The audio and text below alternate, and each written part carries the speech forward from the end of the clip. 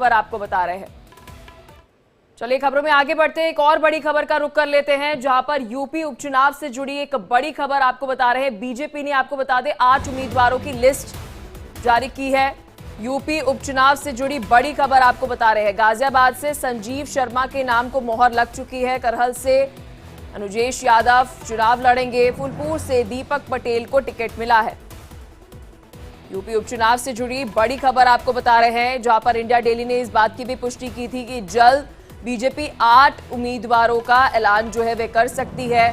और आप देखिए खबर पर बड़ी मोहर लगते हुए नजर आ रही है। यूपी उपचुनाव से जुड़ी बड़ी खबर आपको बता रहे हैं। बीजेपी ने 8 कैंडिडेट्स की लिस्ट जारी कर दी है। गाजियाबाद से संजीव शर्मा के नाम पर मोहर लगी है। करहल से अनुजेश यादव चुनाव लड़ेंगे। फूलपुर से दीपक पटेल को टिकट मिला है। अब सभी की निगाहें कांग्रेस और समाजवादी पार्टी पर है। ये बड़ी खबर आपको बता रहे हैं।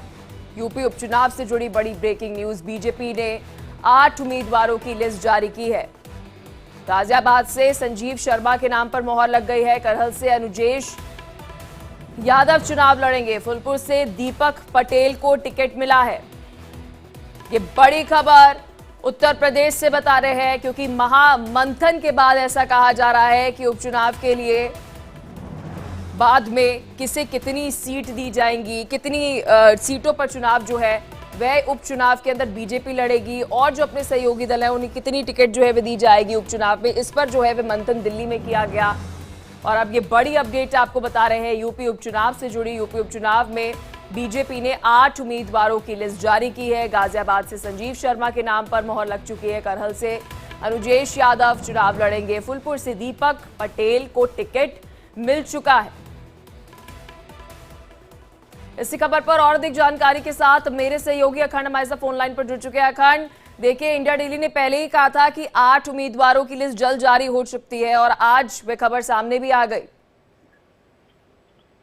बिल्कुल, आज ये फहरिस्त जारी भी हुई है, और ये फहरिस्त जारी मजे की चीज ये है कि उन 7 सीटों पे ही हुई है जिसमें समाजवादी पार्टी ने कैंडिडेट अपने घोषित कर रखे हैं। यानी इंडिया गठबंधन का, जैसा इंडिया डेली ने पहले भी इस बात को लेकर अंदेशा जताया था कि इंडिया गठबंधन के सारे प्रत्याशियों की घोषणा के बाद ही बीजेपी अपने लिस्ट जारी करेगी, तो बिल्कुल वैसा ही होता हुआ दिख भी रहा है। 7 सीटों का ही अभी तक बीजेपी ने लिस्ट जारी की है। इन 7 सीटों की बात अगर करते हैं तो इसमें जातीय समीकरणों के साथ साथ जो स्थानीय समीकरण है उनको भी साधने की कोशिश हो रही है।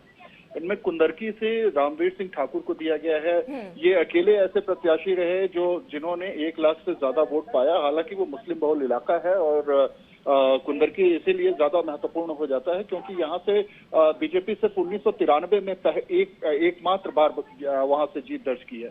इसके अलावा और गाजियाबाद की बात करें तो यहाँ से संजीव शर्मा को दिया है। वहाँ पे स्थानीय समीकरण जो है वो ब्राह्मण वोट बैंक ज्यादा बड़ी तादाद में है, और इसके अलावा जो शहरी वोटर हैं वो बीजेपी के पक्ष में जाते हुए ज्यादा दिखाई देते हैं। तो इसलिए वहाँ पे संजीव शर्मा का पलड़ा भारी नजर आया, और इस वजह से उनको प्रत्याशी बनाया है बीजेपी ने। खैर सीट से सुरेंद्र दिलेर को दिया गया है।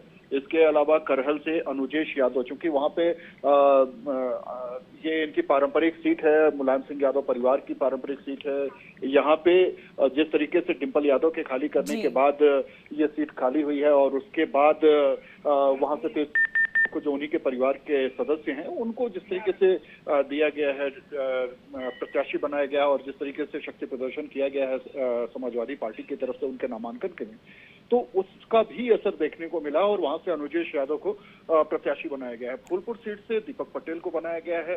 ये भी बहुत महत्वपूर्ण हो जाता है क्योंकि यहाँ पे ओबीसी समीकरण ज्यादा महत्वपूर्ण होता है, और इसलिए यहाँ पे ओबीसी वोटर्स को लुभाने के लिए वहाँ पे एक बड़ा जो वोट बैंक है वो ओबीसी वोटर्स का है, तो इस लिहाज से वहां से दीपक पटेल को उतारा गया है। अखंड, अगर हम इन 7 उम्मीदवारों की बात करें तो देखिए दिल्ली तक जो है बहुत ही गहन महामंथन जो है वह किया गया।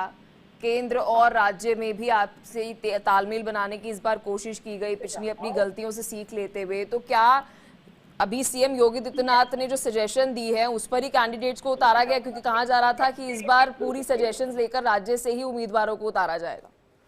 देखिए, ये जो फहरिस्त जारी की गई है इसमें निश्चित तौर पर मुख्यमंत्री योगी आदित्यनाथ की सहमति है, और ये जिस तरीके से लगातार बैठकें चली हैं और आखिर में भी जब मुख्यमंत्री के साथ जो एक बैठक हुई है अभी बीजेपी के प्रदेश अध्यक्ष और बीजेपी के जो संगठन महामंत्री हैं धर्मपाल सिंह, उन सभी लोगों के साथ में जो बीजेपी के प्रभारी मंत्री हैं प्रभारी जिलों के, उनके साथ जो बैठक हुई थी अभी बीते दिनों, और उसके बाद अगले ही दिन जब दोनों लोग चाहे संगठन महामंत्री हो बीजेपी प्रदेश अध्यक्ष भूपेंद्र चौधरी हो, दोनों लोगों ने जेपी नड्डा से मुलाकात की थी दिल्ली में, और उसके बाद माना जा रहा था कि 1-2 दिन के अंदर ही लिस्ट जारी हो जाएगी। लेकिन इंतजार किया जा रहा था कि इंडिया गठबंधन में कैसे घटनाक्रम बदलता है, तो उस घटनाक्रम को देखते हुए ही उन्हें प्रत्याशियों को लेकर जिस तरीके से स्थिति साफ हुई है, तो अभी असमंजस की स्थिति बनी हुई है। और चूंकि कल आखिरी दिन है वोटिंग ये नामांकन का, तो ऐसे में सभी प्रत्याशियों के पास टिकट पहुंच जाए, कहा तो ये भी जा रहा है कि तैयारी पहले से हो चुकी है और सिर्फ एक सिंबल पहुंचवाना होगा ताकि नामांकन हो सके। तो आज शाम तक ही उम्मीद की जा रही है कि बाकी की फहरिस्त दोनों सीटों की। चलिए अखंड, बहुत शुक्रिया हर एक जानकारी साझा करने के लिए। आप इस खबर पर बने रहिएगा, आपसे अपडेट हम लेते